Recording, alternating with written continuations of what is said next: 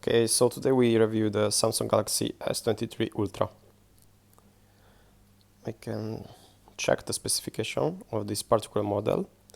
In this case, the Samsung Galaxy S23 Ultra has the following specs.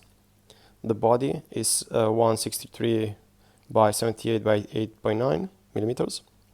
The weight of the smartphone it is actually 234 grams.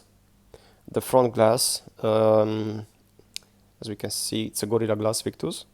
In the back, the same one, Gorilla Glass Victus 2, and has a aluminum frame. It is resistant to dust and water as well, up to 1.5 meters for 30 minutes maximum exposure.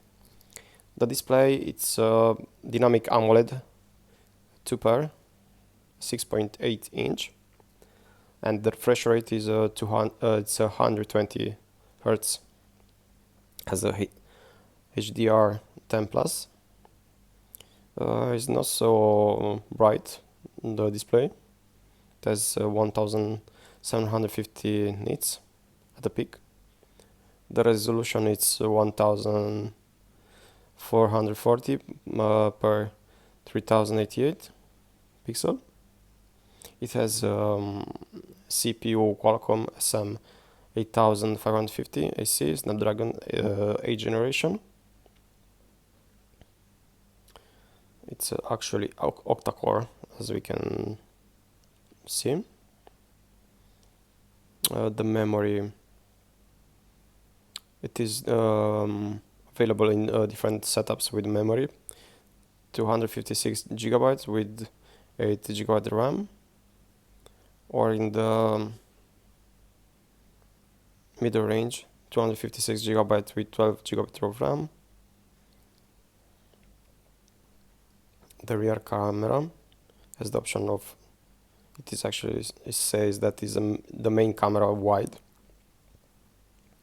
200 megapixel with an aperture of 1.7.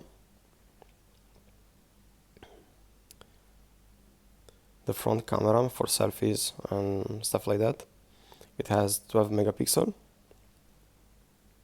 You can record videos in 8K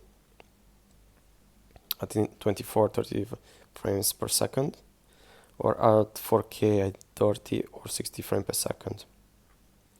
In the Full HD, you can do it in 30, 60 or 240 frames.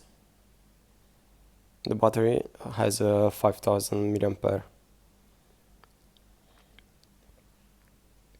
In this case, we can check. The camera sees the introduction of a new 200 megapixel sensor up from the 108 megapixel resolution of the Ultras from the previous model. The price of the 250 gigabytes with 12 gigabytes of RAM is $1,179.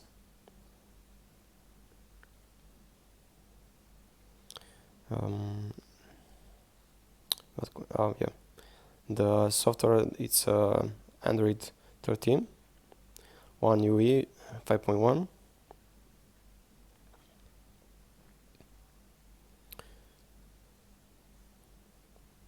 And let's see the comments, what they say about the phone. Cloud storage is very battery consuming, makes the phone more hot and slow. Cloud storage is really retrograded to classic memory cards. It is incredibly frustrating that Samsung removed this feature.